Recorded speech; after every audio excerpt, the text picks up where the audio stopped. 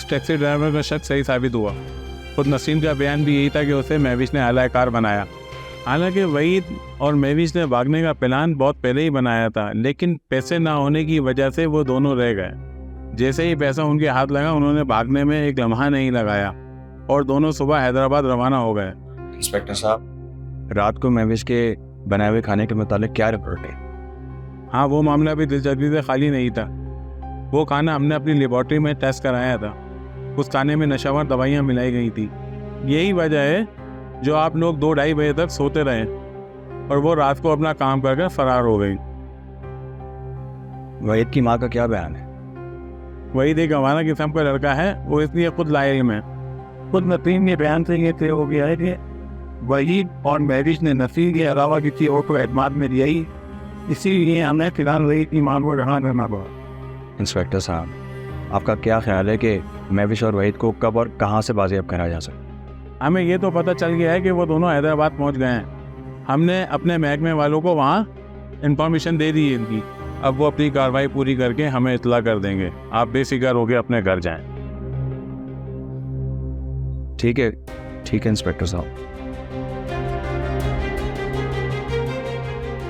Thank you.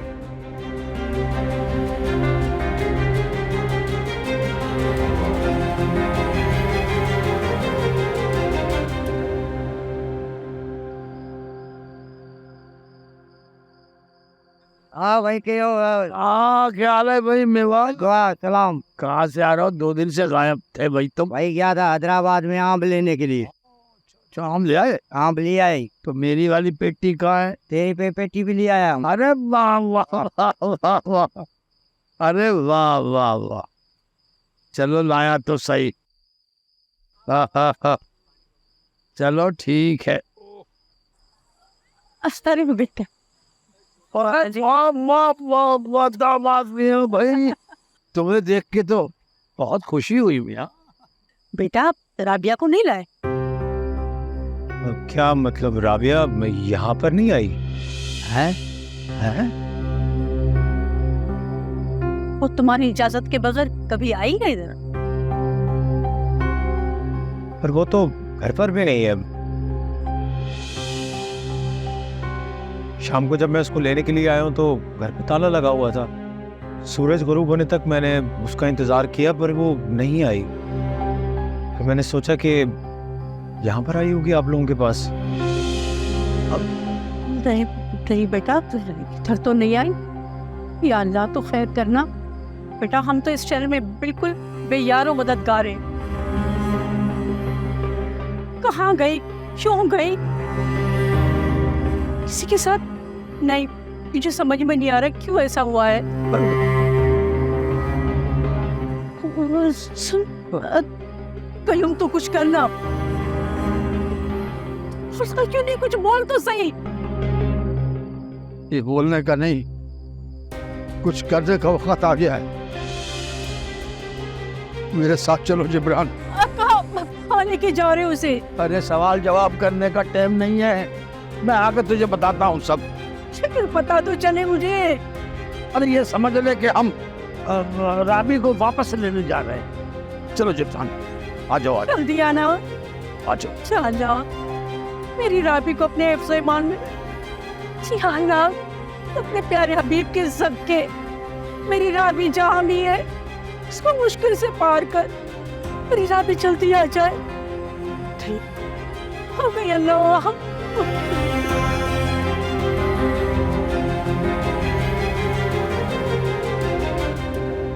अरे शाम को जब ये महविश खाना पकाने की जिद कर रही थी, मेरे दिमाग में तो एक पल के लिए भी ये ख्याल नहीं आया कि वो इसका असल मकसद क्या है। ऊपर से वो नसरीन आ जाती थी हमदर्दी का ढंढोरा पीटने के लिए। अल्लाह उसकी जिंदगी से भी खुशियों को खत्म कर दे। उजाड़ के रख दिया हमारे घर को उस लड़की ने।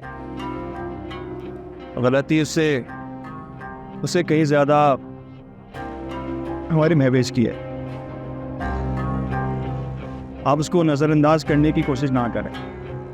अरे मैं कब उसकी गलतियों को नजरअंदाज करके उसको बेकसूर साबित कर रही हूँ? मुझे आज से पहले कभी अपने बुढ़ापे का एहसास नहीं हुआ।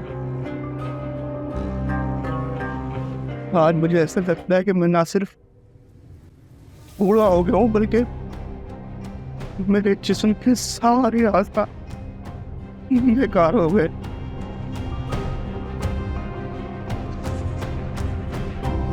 पहले महविश की आशिकी के चर्चे होने लगे, खुदा खुदा करके निजात मिली तो एक नया अज़ाब में मुब्तला हो गए। जिस दिन लोगों को इसके कारनामे का पता चला ना अब्बा, तो याद रखना लोग हमारा जीना अजाब कर देंगे।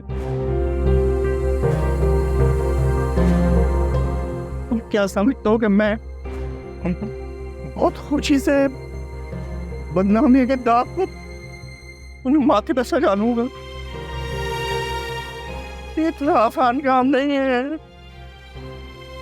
मैं सोच भी नहीं सकता, मैं सोच के हैरान हो रहा हूँ कि मेरे बेटे मेरा कर्जा लापता हुआ और मैं अभी तक क्यों रहता हूँ? मैं मर क्यों नहीं गया? मैं मर क्यों नहीं गया?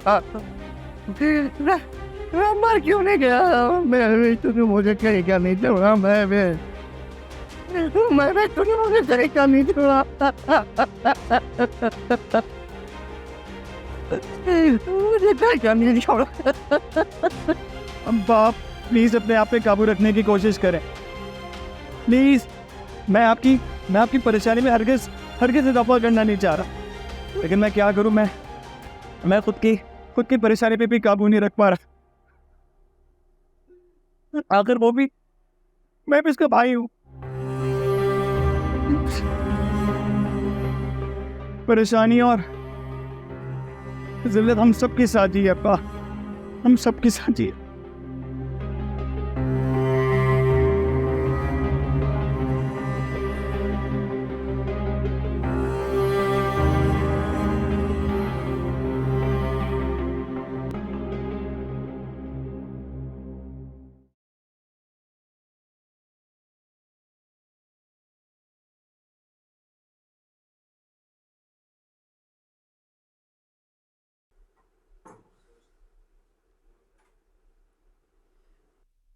मुझे जाने दो भाई।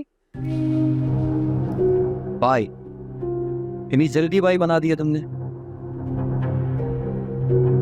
फिर तुम लोग मेरे से चाहते क्या हो? शेख दाऊद क्या चाहते हैं ये वो खुद ही आके तुम्हें बताएंगे। फिलहाल मैं क्या चाहता हूँ ये मैं अभी बताता हूँ तुम्हें।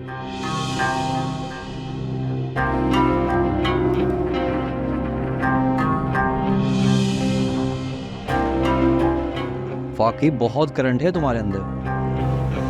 खुदा का वास्ता है उसे छोड़ दो। एक शर्त पे छोड़ दूंगा मैं तुम्हें, अगर मैं ना सही तो शेख दाऊद अपनी शामें रंगीन कर लेंगे तुम्हारे साथ। तो क्यों ना आज हम भी?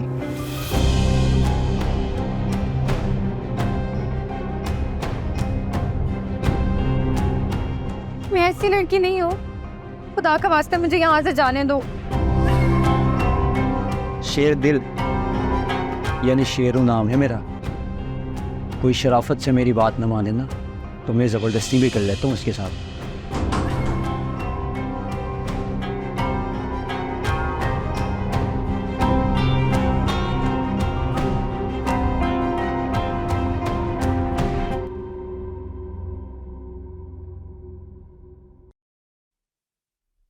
शेरू ये क्या माजरा चल रहा है और दरवाजा बंद करने का क्या मतलब है?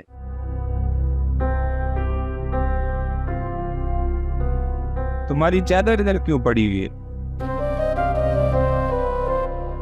मेरे बॉस बनने की कोशिश नहीं करना और मुझे ज़्यादा सवाल जवाब पसंद नहीं है। मामला तो सेट तक पहुंचेगा अभी और मुझे तुम्हारी नियत के ऊपर शक है कि तुम इधर क्या करने आए हो। और ज़्यादा बकवास नहीं कर, काम की बात कर। मेरी एक और बात अपने ज़हन में बिठा ले। सेठ जी की अमानत पे नजर रखने का मतलब बगावत है और बगावत की सजा मौत है। मुझे पता है तुझे साथ नहीं लाने इसलिए ये बकवास कर रहा है। मैं बकवास नहीं कर रहा हूँ और मैं सीरियस बोल रहा हूँ। तेरी हर एक चीज के ऊपर नजर होती है और हमारा तो पूछता ही नहीं है तू। चल छोड़ ना यार इस बात को। ये तुम अपनी चादर समेटो, चलो हमें सेठ के पास जाने। सेठ एक मुश्किल में फंस गया। चलो। अभी चिड़िया का क्या करना है? सेठ के अगले हुक्म तक यही रहेगी। तुम चलो मेरे साथ।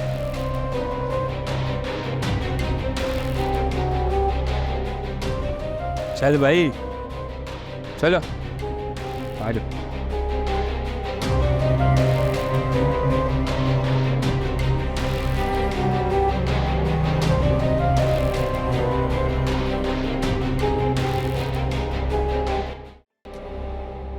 मैंने सेठ जी के कहने पर 50 लाख में अपनी बेटी की शादी सेठ जी के साथ करने के लिए हामी भरी थी, लेकिन जब उनकी उम्मीद पूरी नहीं हुई तो उन्होंने सबसे पहले मुझे घर से उठवा के खूब पिटाई करवाई। फिर मेरी बेटी को धमकी भी दी कि इसको अगवा कर लूंगा मैं। तो मेरे इस दामाद को भी इन्होंने कहा कि मैं इसको भी बहुत नुकसान पहुंचाऊंगा।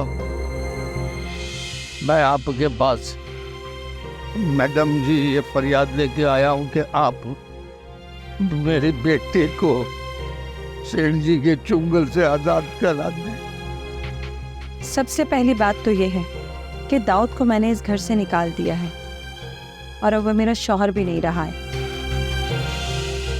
और दूसरी बात यह है कि अगर दाऊद ने आपकी बेटी को अगवा किया है तो वो फिर मेरी पहुंच से बिल्कुल भी दूर नहीं है। मैं एक ही दिन में आपकी बेटी बाजियाब करवा लूंगी, आप बेफिक्र हो जाओ।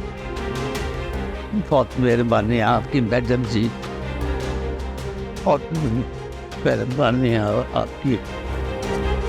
पहली बार जब आप यहाँ आए थे तो मैंने आपसे एक बात कही थी, शायद आपको वो बात याद होगी।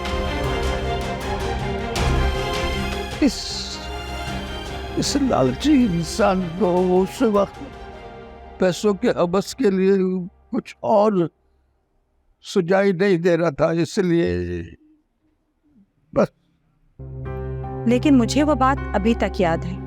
मैंने आपसे कहा था कि अगर आप महज मुझसे जान छुड़ाने के लिए माफी मांग रहे हैं तो ये माफी बाद में आपकी हलक में हड्डी की तरह फंस जाएगी। आपने ठीक कहा था मैडम, तो मैंने आपकी बात भुला दी थी, इसलिए मैं आज इस मुसीबत में फंस। आपको सबक मिल चुका है और मुझे अंदाजा है कि अब आप आइंदा ऐसी गलती दोबारा नहीं करेंगे। बेफिक्र हो जाएं, आपका मसला जल्दी हल हो जाएगा।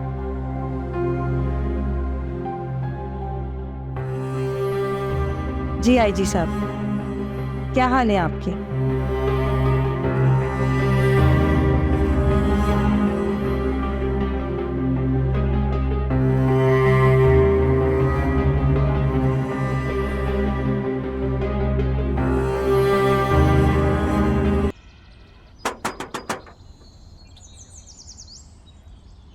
कौन है? अरे कौन है जी? मैं रजा साहब से मिलने आई हूँ। आप कौन? क्या वो घर पे मौजूद है? अरे आप कौन है? आप कौन है जी? आप कौन? इतनी जल्दी भूल गए? तुम परवीन? तुम? हाँ मैं। तुम्हारा क्या ख्याल था इतनी आसानी से मुझसे जान छुड़ाओगे? मैं ऐसा मुमकिन होने नहीं दूंगी। जब तक मेरे बेटे का हिस्सा नहीं दोगे कब्र तक तुम्हारा पीछा करती रहूंगी। मुझे कोई लाचार और कमजोर औरत नहीं समझ रहा।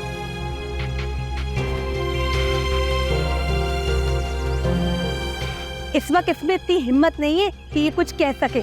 आज से पहले बहुत अंधेरे में रखा होगा तुम लोगों को इसने। देख लो, मुझे देखने के बाद इसकी जबान भी साथ नहीं दे रही है। अगर मेरी बातों से तुम्हारे कुछ पल्ले नहीं पड़ा तो बड़े अफसोस की बात है। मैं तुम्हारे अब्बा की दूसरी बीवी थी।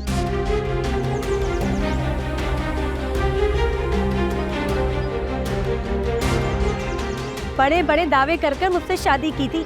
बजाने जो एक पाई का फायदा हुआ हो। तुमने मेरी जिंदगी तो अजाब कर दी, अब मैं अपने बेटे की जिंदगी खराब नहीं होने दूंगी। रसा, ये मैं क्या सुन रही हूँ?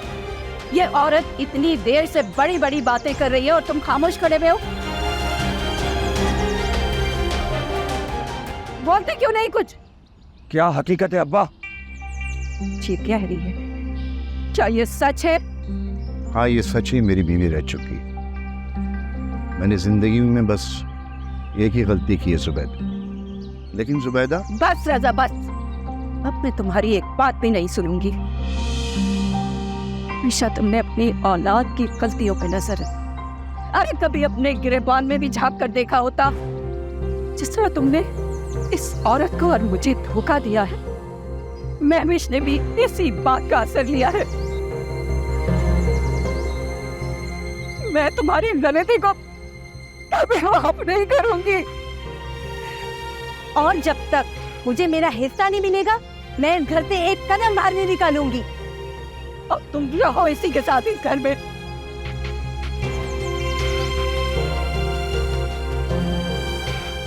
जुबैदा,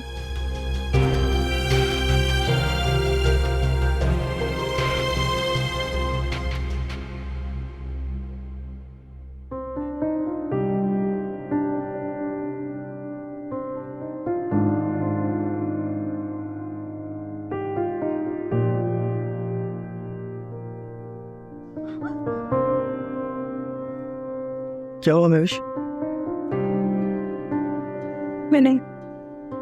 मैंने कोई उधर देख लिया। इतना क्यों घबरा रही हो? मुझे नहीं पता, मैं जब से यहाँ आई मुझे बहुत डरने ख्वाब आ रहे हैं। इसे जिंदगी में पहली बार घर से भागने की जरूरत थी, और अब मैं जैसे ही सोती हूँ मुझे इतने खौफनाक ख्वाब आने लगते हैं कि बस। अब तुम्हें हिम्मत से काम लेने की जरूरत है। अगर अभी से हौसला हार जाओगी तो आगे इतनी जिंदगी पड़ी है, वो कैसे गुजार पाएंगे? मुझे नहीं पता, मुझे समझ नहीं आ रहा मैं क्या करूँ, मुझे बहुत डर लग रहा है। देखो, जब तक मैं तुम्हारे साथ हूँ किसी बात पर परेशान होने की जरूरत नहीं है। मैं सब ठीक कर दूंगा और जल्दी हम किसी और जगह का बंदोबस्त कर लेंगे। लेकिन अगर तुम इस तरह घबराओगी तो मेरा क्या बनेगा?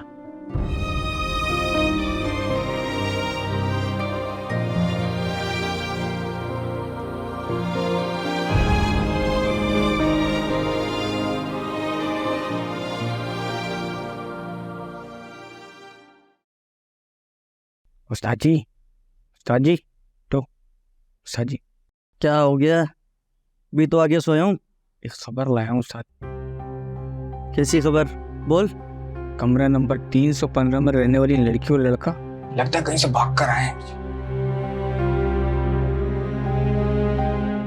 मुझे कैसे पता? मैंने कमरे के बाहर से उनकी बातें सुनी थी। लड़की काफी परेशान थी, लगता है लड़का जबरदस्ती भगा कर लाया है।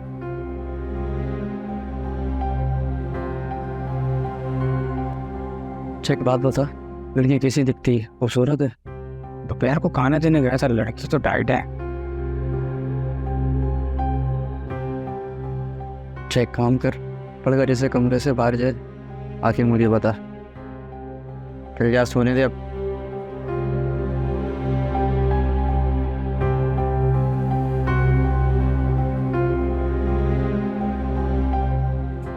मैडम, आज दूसरा दिन है मेरी बीवी को घर से गायब हुए।